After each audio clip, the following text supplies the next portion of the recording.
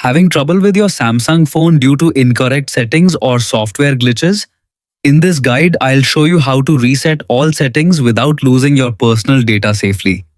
Unlock your Samsung phone and open the Settings app from your home screen or app drawer. Scroll down until you find General Management, then tap on it. This section contains several system management options, including language settings, keyboard preferences, and reset options. Next, tap Reset to view the available reset choices. Samsung offers different reset options, so make sure you choose Reset All Settings instead of Factory Data Reset.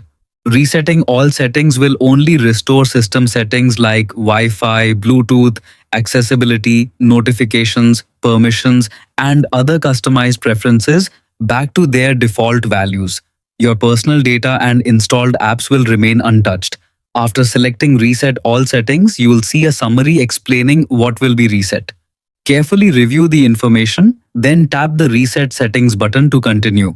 If your phone is protected with a PIN, password, or pattern, you'll be asked to enter it to verify your identity. Once you've entered your security lock, tap Reset one final time to confirm your decision. Your Samsung device will begin the reset process and automatically restart. The process usually takes just a few minutes. When your phone turns back on, all system settings will have been restored to their original defaults, while your personal files and apps will still be available. That's all for this guide. Thanks for watching, and don't forget to like, subscribe, and share for more helpful Samsung tutorials.